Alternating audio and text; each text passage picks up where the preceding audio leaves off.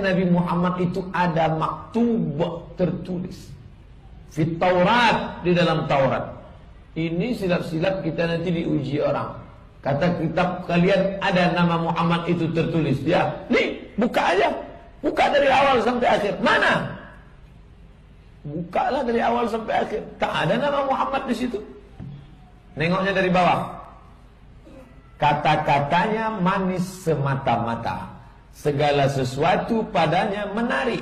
Demikianlah kekasihku, demikianlah temanku. Hai putra-putri Yerusalem. Ini ucapan Musa.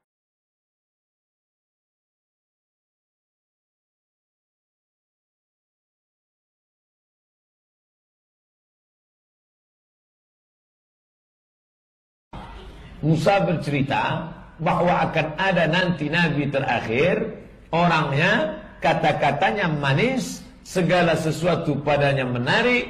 Demikianlah kekasihku, demikianlah temanku. Dia kekasihku, dia temanku. Hai putra-putri Yerusalem.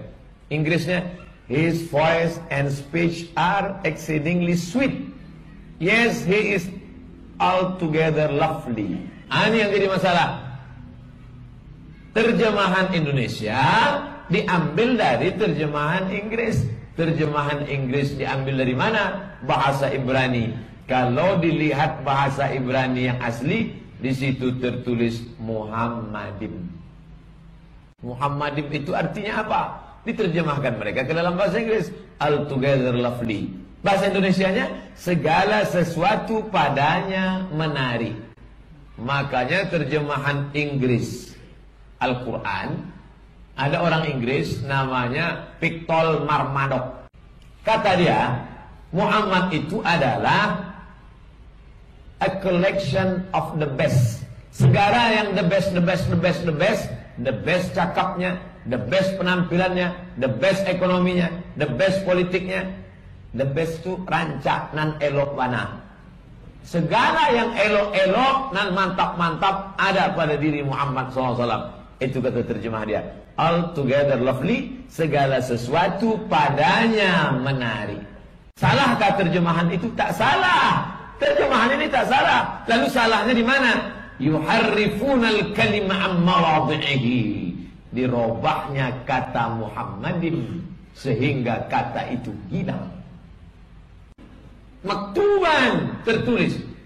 Banyak ustaz berceramah. Dulu memang ada, sekarang sudah dihapus. Ternyata bukan dihapus. Mereka tidak menghapus. Hanya saja diterjemahkan sehingga kata Muhammad itu hilang. Karena bahasa Arab dengan bahasa Ibrani mirip. Bahasa Arab assalam, bahasa Ibrani shalom. Mirip. Maka Muhammadin, Muhammadun. Ketua Hizbut Tahrir itu Muhammadun. Ustaz Muhammadun, sahabat saya. Muhammadin. Muhammadun, Ja'a Muhammadun, Ra'aitu Muhammadan, Marartu bi Muhammadin. Muhammad, terpuji, menarik, simpatik, karismatik. Itulah Muhammad sallallahu alaihi wasallam. Di mana itu? Kidung Agung 5 ayat 16. Song of Solomon. Solomon itu Sulaiman alaihissalam.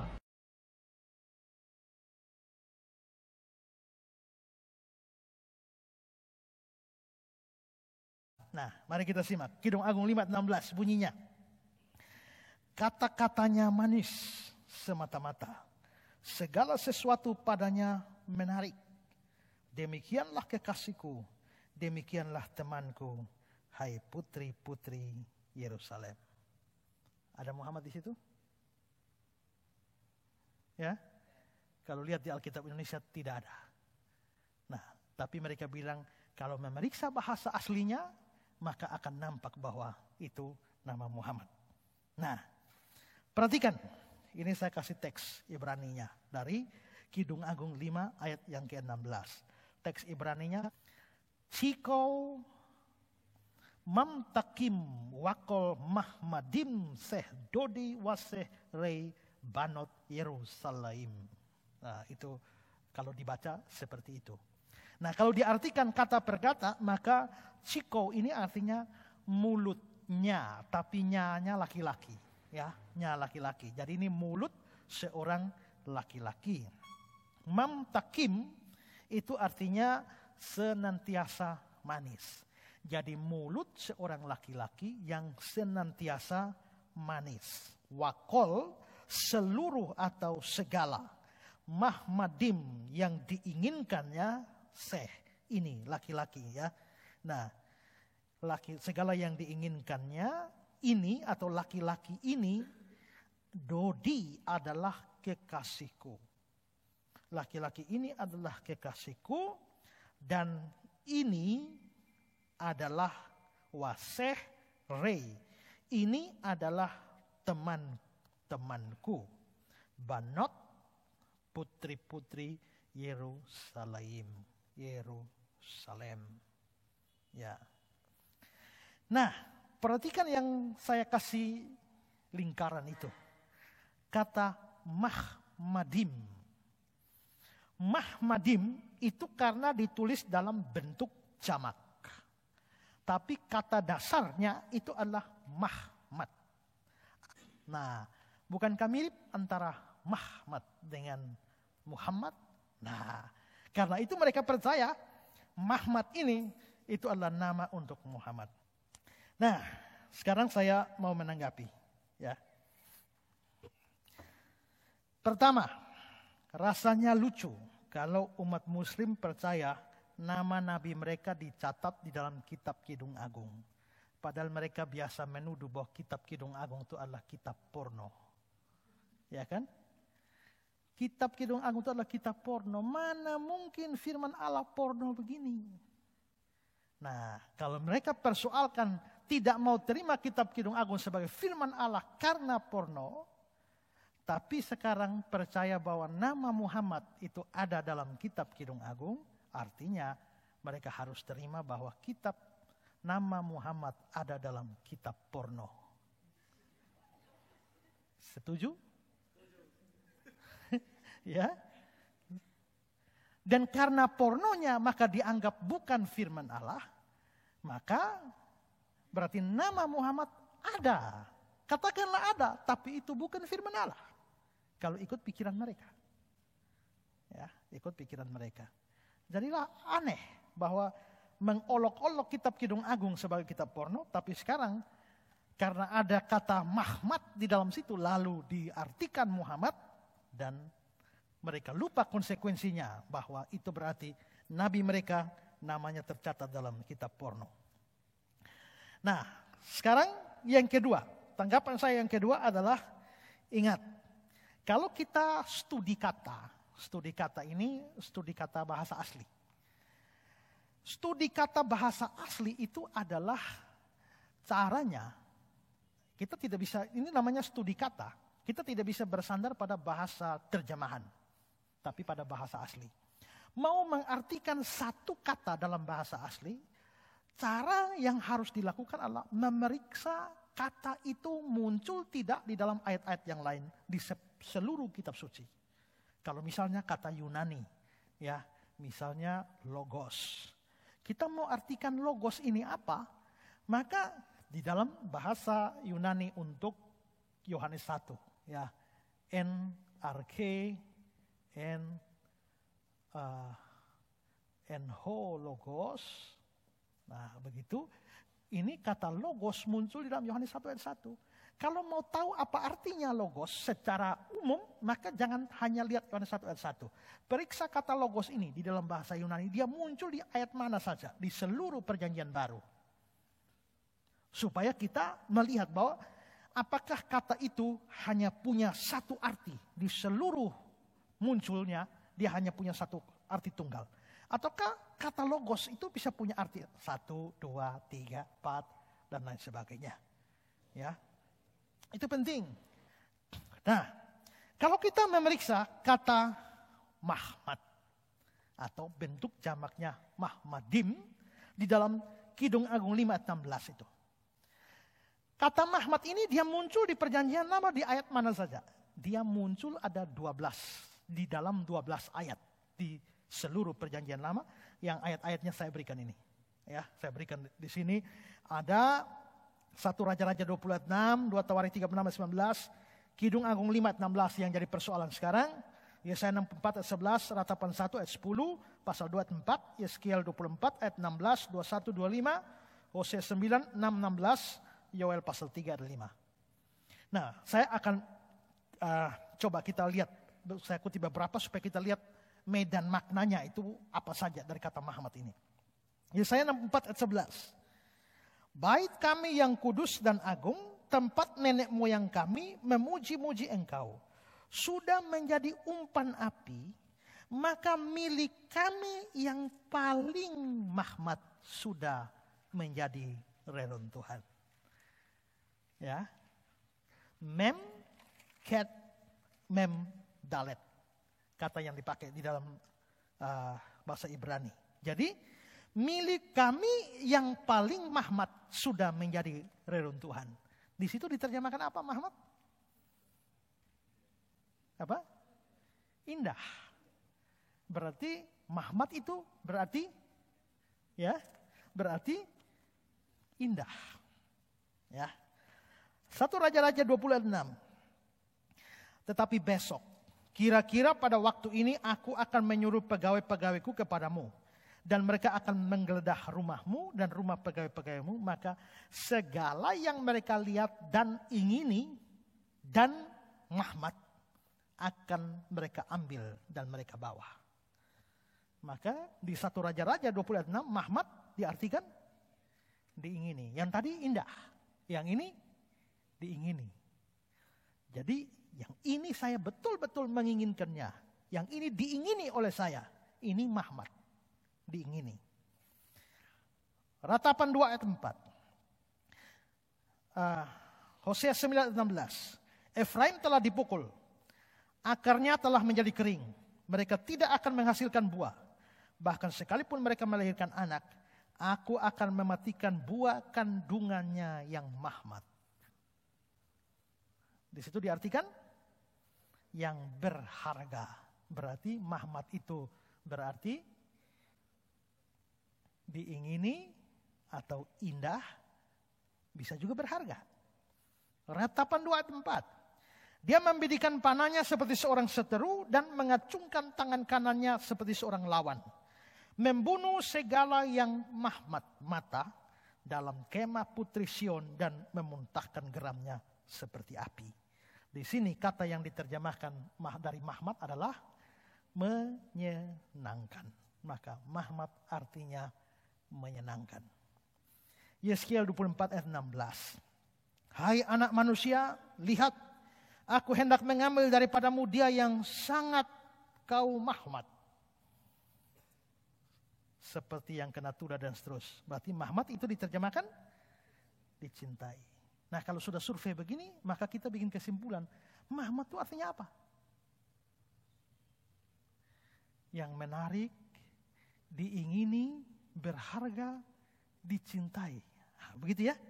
Mesti artikan dan menyenangkan. Sesuatu yang diingini, sesuatu yang berharga, sesuatu yang indah, sesuatu yang dicintai dan menyenangkan. Karena itu maka di dalam beberapa kamus atau dictionary Brown River Briggs Hebrew Definition, dia menerjemahkan desire, suatu keinginan, desirable things, sesuatu yang diinginkan atau pleasant thing, atau sesuatu benda yang menyenangkan. Juga sama dengan Strong Hebrew and the Greek Dictionary, delightful, ya, delight atau object of affection or desire, objek dari sesuatu yang diinginkan atau dirindukan, sesuatu yang baik, sesuatu yang dicintai. Itu kira-kira arti dari Mahmat. Nah, berarti itu medan makna dari Mahmat. Sedangkan Muhammad itu artinya adalah yang terpuji. Tapi kita tidak melihat arti Mahmat itu terpuji. Mahmat punya arti apa tadi? Sesuatu yang menyenangkan, sesuatu yang indah, sesuatu yang berharga, sesuatu yang dicintai, apa lagi? Sesuatu yang diingini. Tapi yang terpuji tidak ada. Ini Muhammad. Sedangkan Muhammad itu artinya yang terpuji. Nah, kalau memang kata yang terpuji, kita mesti lihat apakah kata puji ini ada dalam bahasa Ibrani? Ada. Untuk kata puji dalam bahasa Ibrani itu ada 3 kata yang dipakai untuk puji. Ya, yang pertama adalah hodu, ya. Itu muncul dalam Mazmur 140:14. Yang kedua adalah halel, 1 Tawarik 16 ayat 36, dan yang ketiga adalah nawa. Jadi ada hodu, ada halel, dan ada nawa. Jadi kalau memang nama Muhammad itu artinya yang terpuji, mestinya dikaitkan dengan 3 kata Ibrani ini, hodu atau halel atau nawa. Tidak bisa dengan Muhammad, karena Muhammad punya arti ini. Ya, jadi di sini dia mau mengartikan Muhammad ditarik dengan Muhammad, tapi ternyata kandungan atau medan maknanya itu tidak sama. Sekarang tanggapan ketiga, ini soal masalah konteks. Tadi masalah arti kata, sekarang masalah konteks. Kalau kita perhatikan konteks Kidung Agung 5, maka ini terlihat bahwa ayat 1-8 itu menunjukkan seorang wanita yang sedang kasmaran terhadap kekasihnya. Ya, ini ayat 1-8. Mari coba lihat. Ingat, yang disebut konteks adalah ayat-ayat sebelum atau sesudahnya. Jadi kalau kita mau tafsirkan ayat 16, lihat ayat-ayat mundur. Nah, ayat 1-8 itu adalah seorang wanita yang kasmaran terhadap kekasihnya. Aku datang ke kebunku, Dinda pengantinku. Ku kumpulkan mu rempah-rempahku. Ku makan sambangku dan maduku. Ku minum anggurku dan susuku. Makanlah teman-teman, minumlah sampai mabuk cinta. Aku tidur tetapi hatiku bangun. Dengarlah kekasihku mengetuk. Bukalah pintu, Dinda manisku, merpatiku. Idam-idamanku. Karena kepalaku penuh embun dan rambutku penuh tetesan embun malam. Bajuku telah kutanggalkan, apakah aku akan mengenakannya lagi? Kakiku telah kubasuh, apakah aku akan mengotorkannya pula? Kekasihku memasukkan tangannya melalui lubang pintu. Berdebar-debarlah hatiku. Aku bangun untuk membuka pintu bagi kekasihku. Tanganku bertetesan mur, bertetesan cairan mur jari-jariku pada pegangan kancing pintu. Kekasihku kubukakan pintu, tetapi kekasihku sudah pergi lenyap. Seperti pingsan aku ketika ia menghilang. Ku cari dia tetapi tak kutemui. Ku panggil tetapi tak disahutnya. Aku ditemui peronda-peronda kota. Dipukulinya aku, dilukainya. Selendangku dirampas oleh penjaga-penjaga tembok. Kusumpahi kamu putri-putri Yerusalem. Bila kamu menemukan kekasihku, apakah yang akan kamu katakan kepadanya? Katakanlah bahwa sakit asmara aku.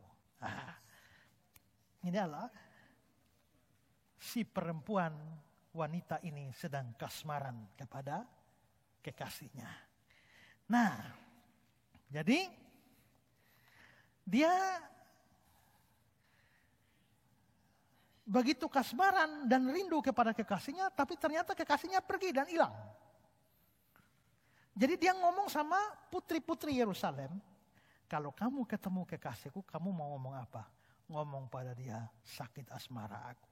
Titip pesan begitu. Lalu bagaimana reaksi putri-putri Yerusalem terhadap perempuan ini? Nah, putri-putri Yerusalem ini bertanya, memangnya lu pung cowok tuh pung kelebihan apa? Ya, maka itu muncul dalam ayat 9. Apakah kelebihan kekasihmu daripada kekasih yang lain? Hai jelita di antara wanita. Apakah kelebihan kekasihmu daripada kekasih yang lain sehingga kau sumpahi kami begini?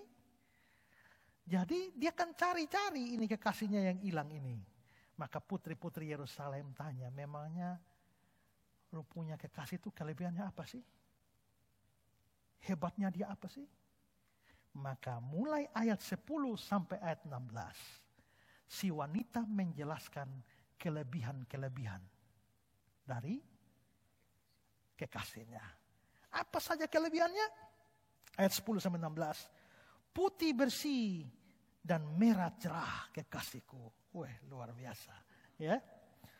Putih bersih merah cerah kekasihku. Menyolok mata di antara selaksa orang. 1 laksa itu 10.000. Ya, bayangkan 10.000 orang di sana kekasihku menyolok mata. Kenapa? Karena putih bersih dan merah mengkilat. Ya, toh? Nah, maka ini. Bagaikan emas, emas murni kepalanya. Rambutnya mengombak, hitam seperti gagak. Matanya bagaikan merpati pada batang air, bermandi dalam susu, duduk pada kolam yang penuh. Pipinya bagaikan bedeng rempah-rempah. Bayangkan ada bedeng ini. Pipinya bagaikan bedeng rempah-rempah, petak-petak rempah-rempah akar. Bunga-bunga bakung bibirnya bertetesan cairan mur. Tangannya bundaran emas berhiaskan permata Tarsis. Tubuhnya ukiran dari gading bertabur batu nilam. Kakinya adalah tiang-tiang marmer putih bertumpu pada alas emas murni. Perawakannya seperti gunung Libanon, terpilih seperti pohon-pohon aras. Kata-katanya manis semata-mata, segala sesuatu padanya menarik. Demikianlah kekasihku, demikianlah temanku, hai putri-putri Yerusalem. Demikianlah kekasihku. Berarti ayat 10 sampai ayat 16 itu deskripsi terhadap sang kekasih. Maka gambaran dia tentang sang kekasih adalah dia tuh fisiknya begini, ya kan? Dia itu sifatnya begini dan lain sebagainya. Nah, itu berarti termasuk ayat 16 yang lagi dipersoalkan. Nah, kalau begitu coba pikirkan, apakah ayat ini tidak jadi aneh kalau tiba-tiba di dalam deskripsi tentang kelebihan sang kekasih muncul sebuah nama diri di dalam ayat itu. Maka kira-kira kalau begitu dipaksakan bunyinya begini. Kata-katanya manis semata-mata, segala sesuatu padanya Muhammad. Demikianlah kekasihku, demikianlah teman. Ini Muhammad ini kan nama diri, personal name. Bagaimana bisa satu nama diri dimasukkan atau dipaksa masuk ke dalam satu gambaran tentang kelebihan? Ini lagi omong kelebihan.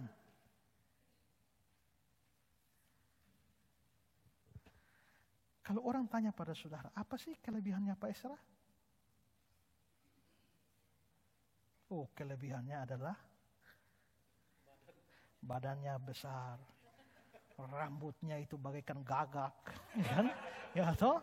Nah, setelah saudara berikan gambaran-gambaran, orangnya tuh tatapan matanya tajam, dia itu ngomongnya enak, dia itu enak diajak ngobrol, dan dia itu Nathan Hela. Loh, bagaimana mendeskripsikan kelebihan saya tiba-tiba masuk nama orang? Kan aneh. Masuk nama seseorang, nama diri seseorang. Tidak cocok. Nah karena itu kalau dikatakan kata-katanya manis semata-mata, segala sesuatu padanya Muhammad, itu harus diartikan memang segala sesuatu padanya menarik. Jangan diartikan itu nama diri. Maka jadi Muhammad. Maka itu memaksakan bahwa kata Muhammad di situ adalah nama Muhammad. Itu membuat ayat ini jadi lucu. Ya, jadi lucu. Ya. Jadi jelas bahwa dilihat dari konteks ini parah. Ya, ini parah. Tidak bisa diartikan demikian. Sekarang keempat. Analisa huruf per huruf. Huruf-huruf Ibrani yang membentuk Muhammad itu adalah ya kalau Mahmad. Ini kan saya tulis di dalam bahasa Latin Mahmad, maka bahasa Ibraninya akhirnya dibaca huruf per huruf dari kiri ke kanan. Tapi kalau tulisnya Ibrani langsung maka harus dari kanan ke kiri. Jadi Mahmad itu M, itu mem, lalu A tidak dihitung, ya. CH itu kan dalam bahasa Inggris, KH dalam bahasa Indonesia. Itu maka itu huruf cat. Maka mem, cat, mem, dalet.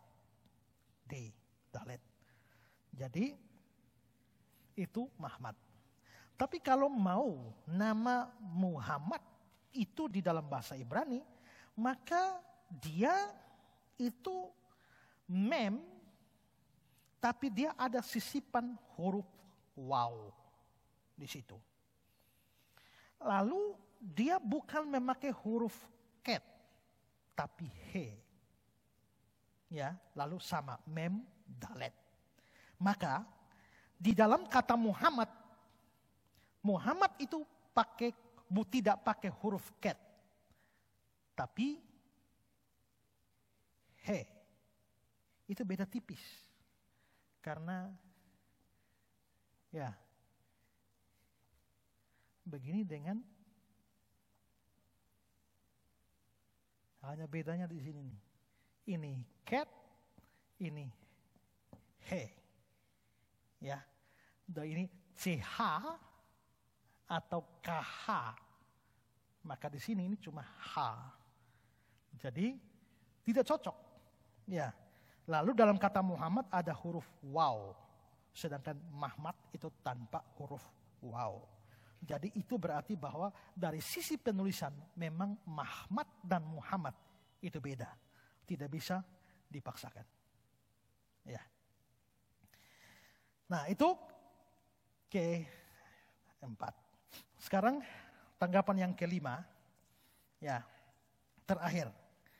Kalau kata Mahmad dalam Kidung Agung 5 ayat 16 dianggap sebagai nama Muhammad. Lalu bagaimana dengan kata Mahmad yang muncul di dalam ayat-ayat yang lain yang tadi sudah saya tunjukkan? Kalau itu mau diartikan nama diri Muhammad, mari kita lihat kira-kira ayat itu bunyinya bagaimana. Kalau Mahmad semua mau diartikan Muhammad. Coba 1 Raja-Raja 20 ayat 6. Tetapi besok kira-kira pada waktu itu aku akan menyuruh pegawai-pegawaiku kepadamu dan mereka akan menggeledah rumahmu dan rumah pegawai-pegawaimu, maka segala yang mereka lihat dan Muhammad akan mereka ambil dan mereka bawa. Bagus ayatnya. Ya. Ratapan 2 ayat 4. Ia membidikan panahnya seperti seorang seteru dengan mengacungkan lengan kanannya seperti seorang lawan, membunuh segala yang Muhammad mata dalam kemah Putri Sion. Ya. Yesaya 24:16. Hai anak manusia, lihat, aku hendak mengambil daripadamu dia yang sangat kau Muhammad, seperti yang kena tulah. Aneh ya ayatnya. Yesaya 24:21. Katakanlah kepada kaum Israel, beginilah firman Tuhan Allah, sesungguhnya aku akan menajiskan tempat kudusku, kekuasaanmu yang kau banggakan, Muhammad bagi matamu dan bagi jiwamu. Ya. Hosea 9:16. Efraim telah dipukul, akarnya telah menjadi kering, mereka tidak menghasilkan buah, bahkan sekalipun mereka melahirkan anak, aku akan mematikan buah kandungannya yang Muhammad. Nah, jadi kacau ayatnya. Kalau Muhammad mau diartikan nama diri, ya, nama diri. Kalau mereka bilang begini, oh bukan nama diri, tapi itu artinya. Lah artinya Muhammad apa? Yang terpuji. Nah kalau yang terpuji tidak cocok dengan Muhammad. Yang terpuji itu cocok dengan Hudu atau Halil atau Nawa. Tidak cocok dengan Muhammad. Tapi kalau mau dipaksa Muhammad itu Muhammad, ya jadi kacauin ayat semua. Ya, maka dari sini jelas bahwa semua kesimpulan saya adalah menganggap bahwa Muhammad atau Mahmadim dalam Kidung Agung 5:16 sebagai nama Muhammad lagi-lagi menunjukkan upaya paksa memasukkan Muhammad ke dalam teks kitab suci. Kedua, dalam ilmu bahasa dikenal ada 3 istilah. Homograf. Homograf itu tulisannya sama, tapi artinya beda. Kedua, homofon. Itu ejaannya sama, namun arti beda. Ketiga, homonim. Katanya sama, tapi artinya beda. Nah, dalam kasus yang mereka Mahmad dengan Muhammad, ini kasusnya homofon. Ejaannya sama, artinya beda. Jadi antara Mahmad dengan Muhammad. Nah itu bunyinya mirip tapi maknanya beda. Tapi dasar baingau dong. Bunyi beda mereka anggap sama. Lalu menganggap bahwa nama Muhammad ada di dalam Alkitab Kristen. Dengan demikian, ini tidak benar. Ya.